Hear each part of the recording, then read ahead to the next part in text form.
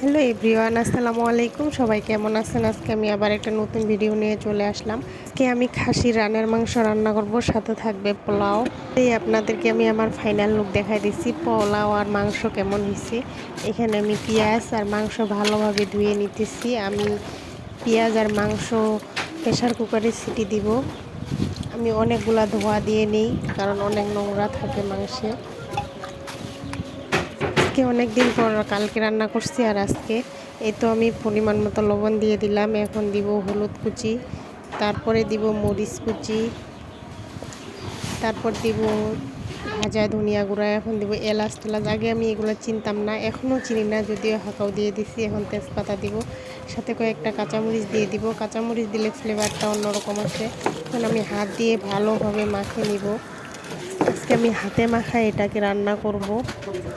Guys, আদা রসুন দিতে ভুলে গেছি, এখন ফ্রিজ থেকে বাইর করে দিলাম। ব্যাপার না, নতুন রান্না করতেছি তো। এই তো মাখার পরে আমার একটা কি সুন্দর লুক চলে আসছে। আমি প্রেশার কুকারে এটাকে আগে সিটি দিয়ে নিব, পরে তখন কড়াইতে দিয়ে ভুনাই নিব।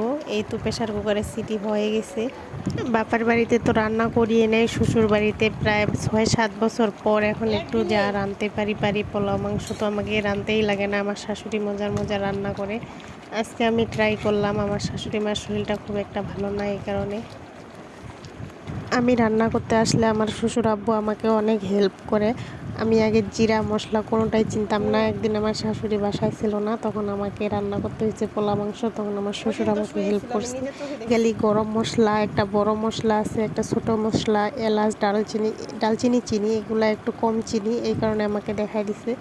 আর আমার শ্বশুর আব্বুর একটা দিক ভালো, উনি তরকারি ভালো হোক বা না হোক, উনি আমাদেরকে অনেক উৎসাহ দেয় যে হ্যাঁ আজকের রান্নাটা অনেক ভালো হয়েছে, যেন আমরা ভালোভাবে আবার চেষ্টা করে রান্না করতে পারি।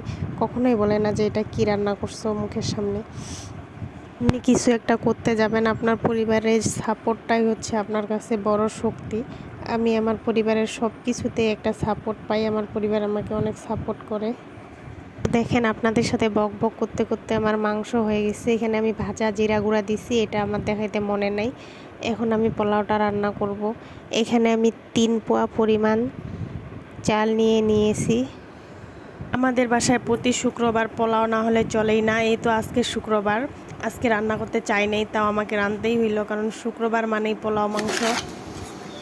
রান্না করতে গেলে অনেক ভুল ত্রুটি থাকেই, যেমন আজকে আমি পোলাওটা রান্না করতে গিয়ে চালটা প্রথমে পুড়ে ফেলছি ওই প্যানটাতে, পরে আবার অন্য একটা ফ্রাই প্যানে নিয়ে তখন আবার রাইস কুকারে রান্না করছি। তাও ভালোভাবে কল্পনাও করতে পারি নাই। এই তো আমার পোলাও প্রায় রান্না করা শেষ। সবাই বলছে আজকের পোলা মাংস নাকি অনেক ভালো হয়েছে। যদি খারাপও হয় তাও আমার শ্বশুর আমাকে বলবে না যে না খারাপ হয়েছে, কারণ উনি আমাকে উৎসাহ দেওয়ার জন্য বলে যে আজকের পোলাও মাংস অনেক ভালো হয়েছে। যাই হোক, পরে আমি খাই দেখছি না সত্যিই ভালো হয়েছে। এই তো এখন আমি একটু পেঁয়াজ বেরেস্তা দিয়ে দিব। এই তো আমার পোলাওয়ের ফাইনাল লুক। আজকে এই পর্যন্তই। সবাই ভালো থাকবেন, সুস্থ থাকবেন। আল্লাহ হাফেজ। আর আমাদের জন্য বেশি বেশি দোয়া করবেন।